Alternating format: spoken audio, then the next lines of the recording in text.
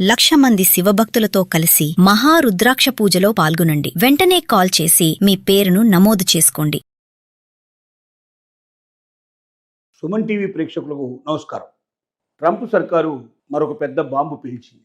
ఇప్పటికే అనేక కఠిన నిబంధనలు పెట్టి ఇతర దేశాల నుంచి అమెరికాకు వెళ్ళినటువంటి స్టూడెంట్స్ని, అలాగే ఎవరైతే టూరిస్ట్ వీసాలు తీసుకొని వెళ్ళే టూరిస్ట్ పీపుల్ని, అలాగే అక్కడ ఏదైనా ఉద్యోగం చేసుకోవడానికి వెళ్ళినటువంటి ఉద్యోగస్తుల్ని, గ్రీన్ కార్డు హోల్డర్స్ను కూడా, అక్కడ పర్మనెంట్గా సిటిజన్షిప్ వచ్చిన వాళ్ళని కూడా ఇబ్బందులకు లోన్ చేస్తూ, భయకంపితులు చేస్తూ, ఎవరు ఎప్పుడు ఏ క్షణంలో అమెరికాను వదిలిపెట్టి వెళ్లాల్సి వస్తుందో అన్న ఆలోచనతో బిక్కుబిక్కుమంటూ బతుకుతున్నటువంటి మరి వలసదారులకి పేల్చిన బాంబు ఏమిటంటే 5.5 కోట్ల వీసాలు ఆల్రెడీ ఇష్యూ చేసి అమెరికాలో ఉంటున్నటువంటి వాళ్ళు ఎవరైతే ఉన్నారో 5.5 కోట్ల వీసాలని రివ్యూ చేస్తాం.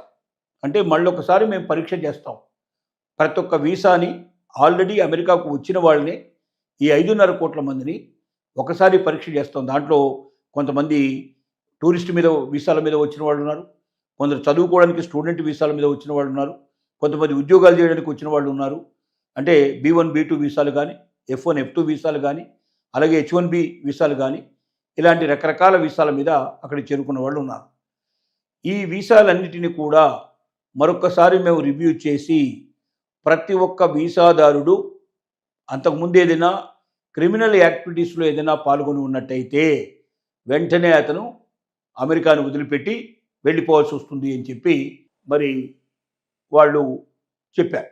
రెండోది, మనకు ట్రంప్ చెప్తున్న విధానం ఏంటంటే, ఒక క్రిమినల్ రికార్డు ఉండటమే కాదు, ఇక్కడికి వచ్చిన తర్వాత ఏదైనా తప్పులు పొరపాట్లు చేశారా అమెరికా లోపల, అలాగే వాళ్ళ సోషల్ మీడియాలో ఎక్కడైనా సరే అమెరికా ప్రభుత్వాన్ని గురించి కానీ, అమెరికా జీవన విధానాల గురించి కానీ, అమెరికా మిత్ర దేశాలకు సంబంధించిన వాళ్ళ గురించి కానీ ఏదైనా అపభ్రంశ మాటలు, తప్పుడు మాటలు, లేకపోతే దానికి వ్యతిరేకంగా ఏదైనా మాటలు మాట్లాడి ఉన్నట్టయితే సోషల్ మీడియాలో వాళ్ళు పోస్ట్ పెట్టాల్సిన అవసరం లేదు.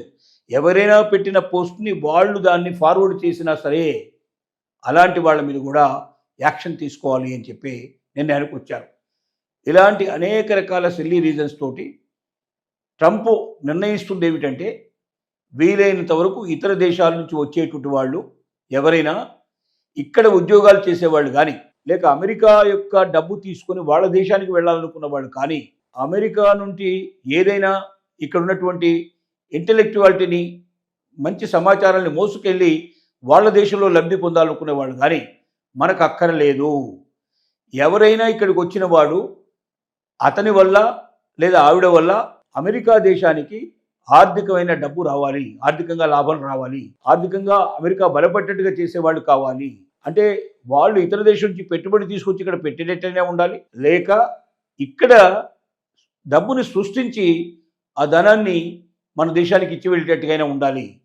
అంతటి ఇంటెలెక్చువాలిటీ ఉండి, అంతటి క్యాపబిలిటీస్ ఉండేటువంటి మంచి వ్యక్తులు మనకు కావాలి తప్ప, మన దేశం మీద ఆధారపడి మన దగ్గర చదువు వంకతో వచ్చి ఇక్కడ పార్ట్ టైం జాబ్స్ చేసుకొని, ఇక్కడ చదువు ముగించుకొని ఇక్కడే ఉద్యోగాలు సంపాదించి వాళ్ళ దేశానికి డబ్బు పంపించాలనుకునేటువంటి స్టూడెంట్స్ మనకు అక్కర్లేదు. అలాగే టూరిస్టుగా ఎవరైనా వచ్చి ఇక్కడే స్థిరపడిపోయి జాబులు సంపాదించుకునే వాళ్ళని మనకు అక్కర్లేదు.